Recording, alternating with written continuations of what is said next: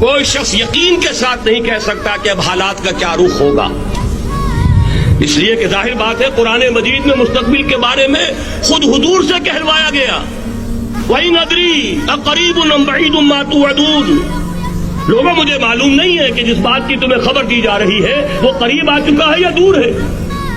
وَإِنْ أَدْرِي لَعَلَّهُ فِتْنَةٌ لَكُمْ وَمَتَاعٌ إِلَىٰ حِينٍ۔ اور میں نہیں جانتا، ہو سکتا ہے اللہ کچھ اور مہلت دے دے تمہیں، اور کچھ اور آزمائش جو ہے اس کے لیے تمہارے لیے کوئی اور مہلت عطا فرما دے، ہو سکتا ہے۔ تو میں بھی کسی دعوے سے نہیں کہہ رہا، لیکن دو امکانات ہیں۔ امکان نمبر ایک کیا ہے؟ ابھی عالم اسلام کا ایک سالڈ بلاک ہے جو یہودی ورلڈ آرڈر کی نگاہوں میں کھٹک رہا ہے۔ میں کھٹکتا ہوں دل یزداں میں کانٹے کی طرح۔ اگرچہ ان کی اسٹریٹجی کیا ہے، ایک ایک کر کے ان کے حصے بکھرے کر کے دیا پانچا کرو۔ ابھی وہ بلاک کون سا ہے؟ ایران ہے، افغانستان ہے، پاکستان ہے، اور روسی ترکستان سے آزاد ہونے والی جو ریاستیں ہیں، یہ ایک سالڈ بلاک۔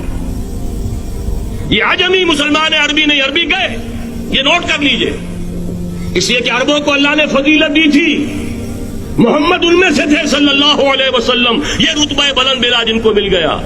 لیکن ساتھ ہی اللہ نے دھمکی بھی دے دی تھی سورہ محمد میں، ان تتولوا یستبدل قوما غیرکم، اگر تم پیٹھ دکھا دو گے اس مشن کو جو ہم نے تمہارے حوالے کیا ہے، تمہیں ہٹائیں گے، کسی اور کو لے آئیں گے۔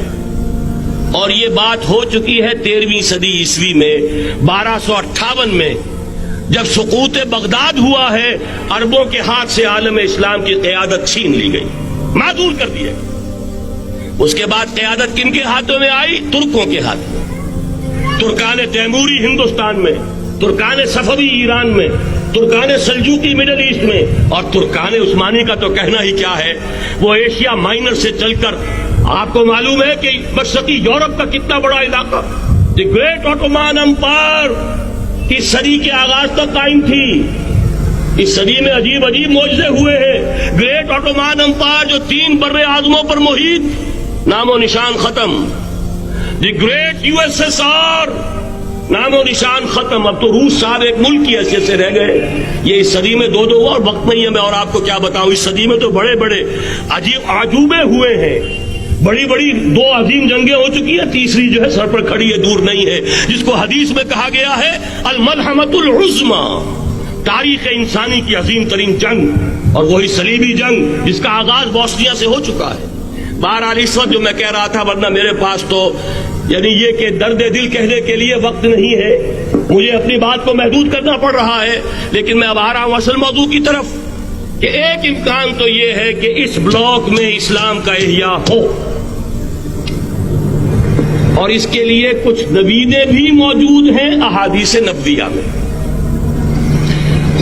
وہ تو آپ نے سنا ہوگا اقبال کا شعر، میرے عرب کو آئی ٹھنڈی ہوا جہاں سے، میرا وطن وہی ہے، میرا وطن وہی ہے۔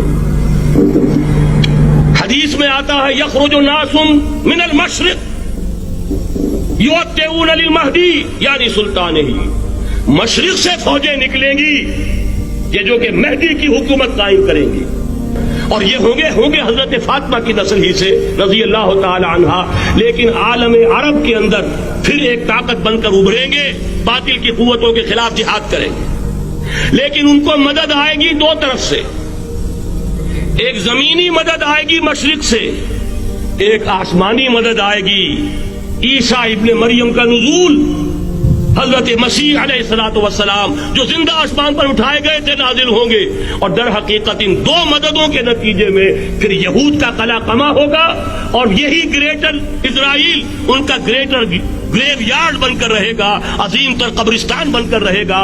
اس کی بڑی واضح حدیثیں موجود ہیں، اس کی بڑی تفصیلی خبریں موجود ہیں، یہ احادیث کی کتب کے اندر، بدقسمتی سے ہماری اس کی طرف توجہ نہیں ہے۔